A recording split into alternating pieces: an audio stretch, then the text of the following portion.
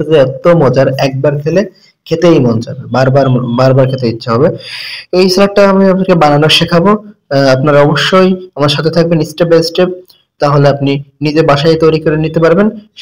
সর্বপ্রথম যে কাজটা করবেন, দুইটা আমি শসা নিয়েছি, দুইটা শসা এই যে পরিষ্কার করে নিলাম, পরিষ্কার করে নিয়ে একবার কিউব আকারে কাটবো, কেটে এই যে স্লাইস করবো, ছোট ছোট করে স্লাইস করবো। এই যে স্লাইস করতেছি, আপনারা ঠিক এভাবে যেভাবে দেখাচ্ছি এভাবে করবেন, যত ছোট করবেন তত ভালো হবে। অবশ্য অন্য স্টাইলে করবেন না, এটা কিন্তু একবার চাইনিজ সালাদ, দেশীয় চাইনিজ সালাদ, দেশীয় পদ্ধতিতে চাইনিজ সালাদ। এবার গাজর নিলাম, একটি গাজর এই একই প্রক্রিয়ায় কাটলাম, কিউব আকৃতিতে ছোট ছোট করে স্লাইস করে নিচ্ছি। এই যে আমি যেভাবে দেখাচ্ছি এভাবে করবেন। গাজরটা কাটা হয়ে গেলে, গাজর কাটার পরে আমি টমেটো নিব।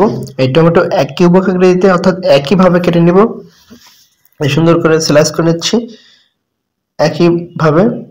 এই যে গাজর স্লাইস করার পরপরই আমরা পেঁয়াজ কুচি করবো, পেঁয়াজ স্কিপও করতে পারেন, তবে এই ভিডিওর মধ্যে বলে নেবে আপনি লাইক কমেন্ট শেয়ার করবেন নতুন নতুন এভাবে শিক্ষামূলক ভিডিও পাওয়ার জন্য। আমি 2 টুকরা ডিম নিয়ে 2 পিস ডিম নিয়েছি, আপনারা চাইলে 3 পিস নিতে পারবেন। একইভাবে কিউবিক আকৃতিতে কেটে নেবেন, কিউবিক প্রক্রিয়ায় কেটে নেবেন। ওই ডিমটি কেটে আমি রেখে দিব। আর অবশ্যই ফলো করবেন, সাবস্ক্রাইব করবেন, লাইক কমেন্ট শেয়ার করবেন। এবার যে কাজটা করবো, একটা মিক্সিং বলে আমি প্রথমে শসা নিচ্ছি, মিক্সিং বলে শসাগুলো নিলাম। এরপরে ওই গাজর কুচি নিচ্ছি, গাজর কুচি নেওয়ার পর টমেটো গুলো নিয়ে নেব, টমেটো কুচি নিয়ে নেব। এবার ওই পেঁয়াজ যে কুচি করছিলাম, আপনারা পেঁয়াজটা স্কিপ করতে পারেন, আমি পেঁয়াজ নিলাম।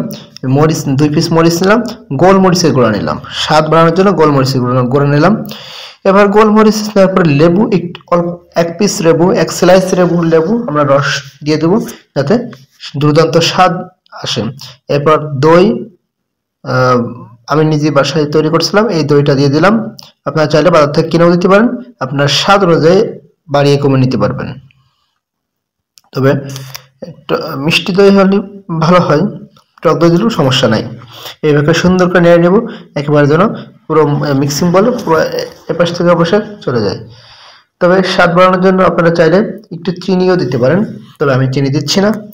এবার ডিমগুলো দিয়ে দিলাম, ডিমগুলো দিয়ে আরেকটু নেড়ে ছেড়ে নেবো, সুন্দর করে নেড়ে ছেড়ে নেবো। নেড়ে ছেড়ে নেওয়ার পরে এটা কিন্তু খাওয়ার উপযোগী হয়ে যাবে। আপনারা চাইলে এটা বাসায় বানিয়ে মাঝে মাঝে খেয়ে নেবেন, খুব কম খরচে পুষ্টিগুণ সম্পন্ন সালাদ পেয়ে যাচ্ছেন। অবশ্যই এই ভিডিও থেকে যদি কোনো কিছু ভালো লাগে বা একটু শিখতে পারেন, অবশ্যই আপনারা কমেন্টসে তা লিখবেন আর শেয়ার দিবেন, লাইক করবেন নতুন নতুন ভিডিও পাওয়ার জন্য। এখন পর্যন্ত যদি আমার চ্যানেলটি সাবস্ক্রাইব না করেন তাহলে সাবস্ক্রাইব করে দেবেন। যদি পেজ থেকে দেখে থাকেন অবশ্যই ফলো করবেন, আমাদের সাথেই থাকবেন, নতুন ভিডিও আশা রাখবো।